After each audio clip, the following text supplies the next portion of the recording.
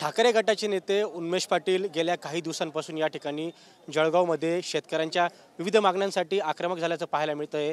आज देखील जळगावच्या चाळीसगावमध्ये या ठिकाणी बच्चू कडू यांच्या मार्गदर्शनाखाली या ठिकाणी शेतकऱ्यांची जनआक्रोश सभा पार पडणार आहे। आपल्यासोबत बोलण्यासाठी या ठिकाणी उन्मेषदादा पाटील आहेत। दादा, काय सांगाल एकंदरीत शेतकऱ्यांच्या मागणींसंदर्भात आपण आक्रमक झालेला आहात, एकंदरीत सरकारचा लक्ष वेधण्याचा प्रयत्न त्या ठिकाणी केला जातो? नाही, असं नाही की रात्री उठलो आणि सकाळी आम्ही आक्रमक झालो, परंतु एवढ्या मोठ्या मॅन्डेटने स्थापन झालेलं सरकार, तीन कॅबिनेट मंत्री, एक केंद्रातला मंत्री, सर्वच्या सर्व आमदार खासदार, 11 आमदार 3 खासदार सत्ताधारी पक्षातले असताना, जवळ कॅबिनेटचे भारदस्त त्या ठिकाणी मंत्री असताना जर जिल्ह्यातल्या शेतकऱ्यांचे प्रश्न सुटत नसतील तर मला असं वाटतं या गाढ झोपेतल्या सगळ्या सत्ताधाऱ्यांना उठवण्यासाठी आक्रोश करणं गरजेचं होतं। आणि म्हणून पीक विम्याचा वेळ संपून गेली तरी त्यावर कोणी बोलायला काय बैठक घ्यायला तयार नाही। कापसाचं तूर उडीद मूगचं कवच जे होतं, ज्याच्यातून आम्ही मागच्या वर्षी जवळजवळ तालुक्याला 186, जिल्ह्याला 550 कोटी मिळवले, दुर्दैवाने जर संकट आलं तर ते कवच काढून घेतलं। म्हणजे या ठिकाणी निवडणूक आली, एक रुपयात विमा निवडणूक झाली, तो बंद। त्या ठिकाणी पोखराचा शब्द दिला, तो पोखराचा दुसरा प्रोजेक्ट त्या ठिकाणी सुरू झाला नाही। कर्जमुक्तीचं मोठ्या आवेशात भाषण दिलं, शेतकऱ्यांना त्या ठिकाणी बोलवलं, ज्या पवित्र अशा शेतकऱ्यांच्या मताची किंमत काय केली तर त्याची चेष्टा त्या ठिकाणी लावली। आणि म्हणून हा आक्रोश, ना पक्ष ना झेंडा, शेतकरी अजेंडा या विचाराने आम्ही सर्व एक होऊन त्या ठिकाणी शासनाला जागा करण्याचं काम करतोय। आता सध्या स्थितीमध्ये महाराष्ट्राला अतिवृष्टीचा मोठा फटका बसलेला आहे। शेतकऱ्यांच्या हातातोंडाशी आलेला घास त्या ठिकाणी हिरवले गेलेला आहे। आज अमित शहा जे आहे केंद्रीय मंत्री, ते महाराष्ट्राच्या दौऱ्यावर होते, मात्र अशी त्यांनी काही त्या ठिकाणी घोषणा केलेली नाही मदतीची शेतकऱ्यांना। मात्र त्यांनी सांगितलेलं आहे की महाराष्ट्र सरकारने केंद्राला अहवाल सादर करावा, त्यानंतर आम्ही मदत करू।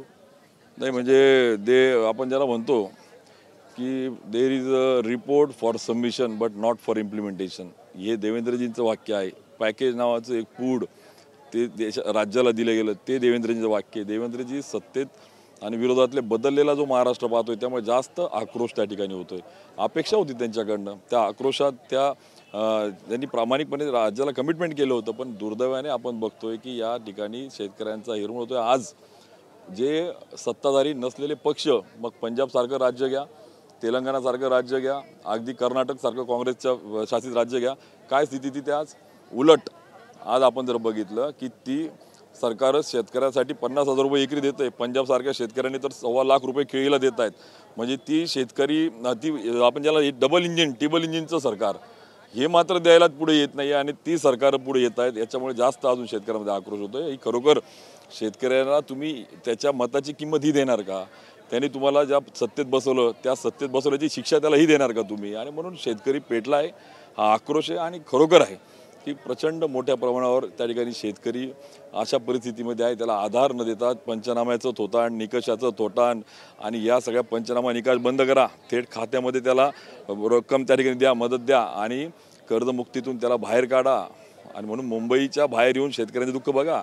तिथे मलिदा खाण्यासाठी तुम्ही MMRDA रिजनमध्ये 17 लाख कोटी रुपयाचे कामं करतात, परंतु शेतकऱ्याला उभं करण्यासाठी तुम्हाला तुमचा हात पुढे येत नाही, तिथे काटकसर करावं लागते, तिथे पैसा येत नाही। मला याचं दुःख शेतकऱ्यांना त्या ठिकाणी आणि शेतकऱ्यांना आता कळायला लागलं आहे की शेतकऱ्यांची आहे का नाही, हा प्रश्न त्या ठिकाणी पुढे येतोय। आता काही दिवसापूर्वी आपण असेल, बच्चू भाऊ असेल, यांनी जनाक्रोश मोर्चा जळगावावर काढलेला होता। त्या ठिकाणी आपल्यावर त्या ठिकाणी गुन्हे देखील दाखल करण्यात आलेले होते।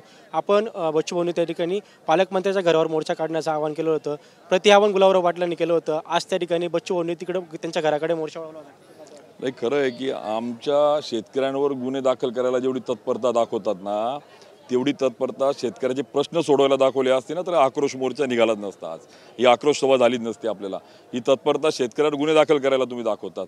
वा रे वा सरकार, तुम्ही शेतकऱ्यांचं सरकार आहात का काय? अरे, इंग्रज तरी कमिटेड होते, तुम्ही इंग्रजांपेक्षा बेहतर त्या ठिकाणी निघताय। हा अनुभव, याची प्रचिती शेतकऱ्यांना येते। आणि काय मंत्री, अरे म्हणे 28 तारखेला आम्ही प्रश्न सोडतोय, अरे अजून राज्याचा वाटा नाही विम्याचा, केंद्राचा वाटा कधी मिळेल, क्लेम कधी सेटल होईल? अरे साधा हवामान यंत्र असणाऱ्या कंपनीचा करार संपून 2 महिने झाले होते, तो सुद्धा यांना माहीत नव्हतं।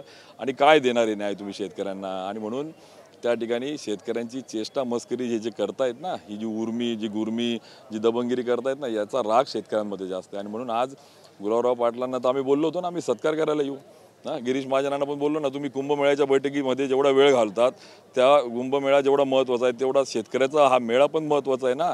शेतकऱ्याची बैठक घ्यायला तुम्हाला एक बैठकीला वेळ मिळाला नाही, मात्र कुंभमेळ्यासाठी तुम्ही मलिदा तिथे लाटायचा आहे देवाच्या नावाने, तिथे तुम्हाला वेळ मिळतो. याचं दुःख शेतकऱ्यांमध्ये आहे आज. आता रामदास कदमांच्या एका वक्तव्याने संपूर्ण महाराष्ट्राच्या राजकारणामध्ये खळबळ उडालेली आहे. 2 दिवसापूर्वी काय हालचाली सुरू होत्या ते डॉक्टरांना देखील समोर येऊ दिलं नाही आणि 2 दिवस गोपनीय ठेवले गेले बाळासाहेबांचे. नाही, मला असं वाटतं की इथे राज्य होरपळतंय. शेतकरी अक्षरशः वैफल्यग्रस्त मानसिकतेने आहे. शेतकऱ्याला आधार देण्याची गरज आहे. आणि काय ते रामदास कदम बोलताय, अरे इथं महाराष्ट्र होरपळतोय आणि तुम्ही कशावर बोलताय, तुम्हाला गांभीर्य तरी आहे का रे? आणि म्हणून ही मुंबईत राहणारी 6व्या मजल्यावर राहणारी ही एअर कंडिशनमध्ये राहणारी अवलाद शेतकऱ्यांचे प्रश्न कळणार नाही आहे. त्यामुळे हा डायव्हर्ट करण्याचा विषय आहे. हे आता कटेंगे बटेंगे तुमचं या ठिकाणी नाराज येतात हिंदुत्व, मग शेतकरी का हिंदू नाही का आता? कुठे गेलं तुमचं हिंदुत्व? त्यामुळे या सगळ्या गोष्टी डायव्हर्ट करायच्या आता शेतकऱ्याला कळायला लागली यांची स्ट्रॅटेजी. यांच्या संवेदना बोथट झालेल्या आहे, म्हणून या पद्धतीचे हे सगळे प्रकार पुढे येत आहेत. कुठल्या प्रमुख मागण्या असणार आहे शेतकऱ्यांच्या दादा? सगळ्यात महत्त्वाचा 7/12 कोरा जो कर्जमुक्तीचा जो विषय आहे, त्या कर्जमुक्तीच्यासाठी हे पुढे का येत नाही, त्यासाठीचं सरकारला त्या ठिकाणी पुढे आणायचं आणि भाग पाडायचं. नंबर 1. नंबर 2 की आज कर्जमुक्ती करत असताना त्याला शाश्वत पर्याय दिला पाहिजे. शेतीला मनरेगामध्ये सर्व कामं समावेश केली तर तो कर्जाच्या खाईमध्ये जाणार नाही, तो त्या ठिकाणी आत्महत्येच्या गर्तेमध्ये जाणार नाही. आज कोणता मला सांगा कोणी नोकरदार आत्महत्या करताना दिसतो आपल्याला का? त्याला ॲश्युअर्ड आहे. मग शेतकऱ्याला द्या ना मनरेगातून तुम्ही सर्व कामं शेतीची घ्या.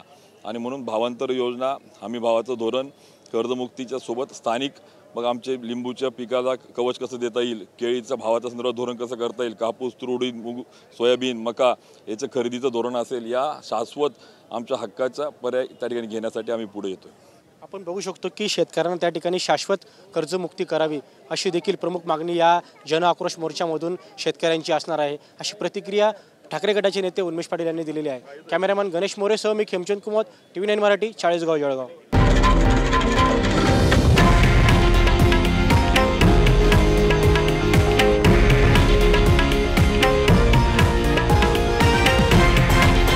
हे आहे देशातील नंबर 1 न्यूज नेटवर्क आणि आपण पाहत आहात TV9 मराठी, एकमेव.